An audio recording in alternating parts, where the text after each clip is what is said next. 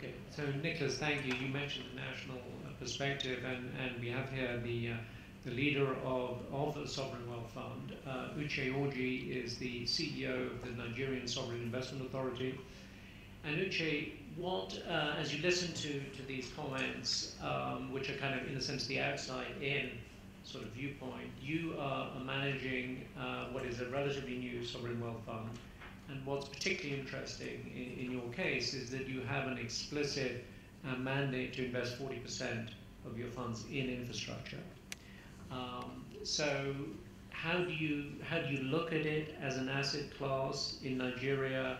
What are you also seeing outside Nigeria? And maybe it'd be useful for the audience if you could give a couple of examples of specific infrastructure projects that you're looking to invest in, and what your experience has been in bringing in external investors and partnering with global pension funds or sovereign wealth funds to invest in deals alongside you.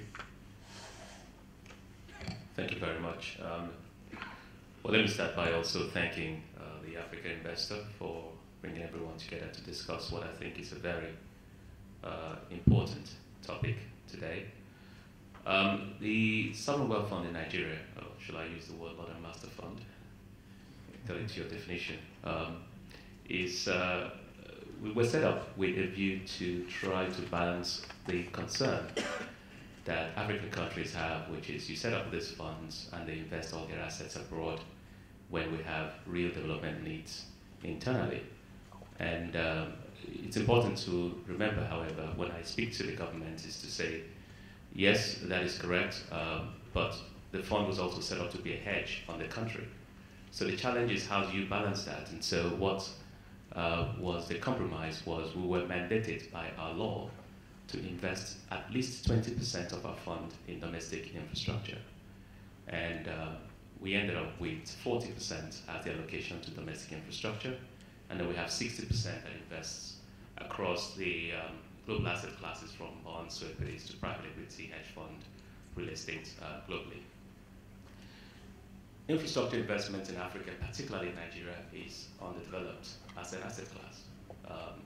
Yes, the institutions have been set up, the laws have been made, but they haven't been fully tested, and so it's a little bit challenging as an asset class to invest in. And what you also find is, whereas investing in this asset class in Europe, you end up with a strong base of brownfield asset base that you can start to invest in. In Nigeria and in most places in Africa, this thing is starting from scratch. So you find yourself playing one of three roles.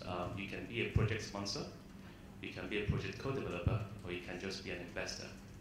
What we found was we started off thinking we'll just be an investor, but the projects were not properly developed. So you found yourself battling to co-development. We've avoided having to sponsor projects because that's been a lot more risky end of the whole process. So what you find yourself doing is, if you're going to invest in this asset class, be prepared to co-develop or work with a co-development company to develop these asset classes, which means obviously having a budget for it, which I think is where you find the most challenge investing in infrastructure asset class in Nigeria. The project development is fairly weak in most cases because this requires a substantial budget. So these are some of the challenges being an insider and also looking at it from the perspective of some of my partners coming in are facing. However, having said that, the good news is a lot of things have started to happen, and I think over the next 5 to 10 years, I'll expect that this will become more and more interesting segments.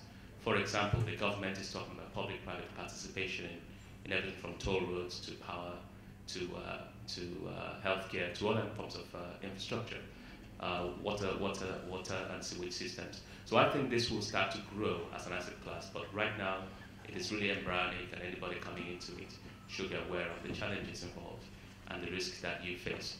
There are a couple of examples of things we've done. However, we've set up relationships with a lot of funds outside of the country to work with us. We have relationships with everything from private equity shops to other sovereign wealth funds to co-invest in specific assets. Now, I'll give you an example.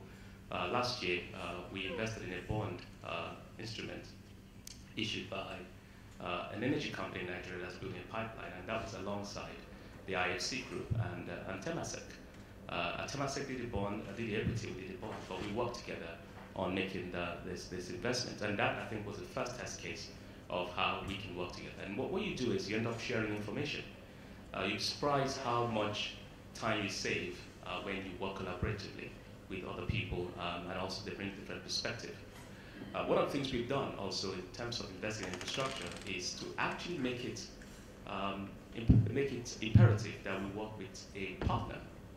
And the reason is this: look, it gives us a perspective that we don't have, but also gives you political protection when you work with an external partner. So one of the things we've done is actually reconfigure our mandate to say we are actually not just co-investing, but also providing a platform for people to invest alongside us. And having done one or two, we've done something in agriculture as well. We're starting to do a few things in healthcare. We're starting to see more and more of these opportunities evolve, and I think that over the next 12 months, you'll see us do a few more things, specifically in power and in commercial real estate. So in terms of being able to bring external investors in, the truth is, I think initially people were a little bit curious: how do you balance being a typical sovereign wealth fund and also being involved in infrastructure? This is a different skill set, frankly, between asset allocation in bonds and equities, and then turning around to do infrastructure investment. We've built a team in-house to actually evaluate these opportunities and make investments. And over time, I think as people are getting more interest in the continent and in the asset class, where we need to develop more and more of those relationships. So it's an exciting asset class, very risky. The good news for Nigeria is, to your point earlier, the judicial system and I think the legal framework for doing this investment have been established. For power, there's a whole slew of regulatory agencies that are involved in power. The Center for Toll Roads, there's a tolling policy working its way through the parliament at the moment, which will also make it easy for people to invest in those sectors. And I think as we get one or two of these things going, I expect to see more in the near future. Uche, thanks very much. Doing business in Africa, you can't afford to be without Africa Investor.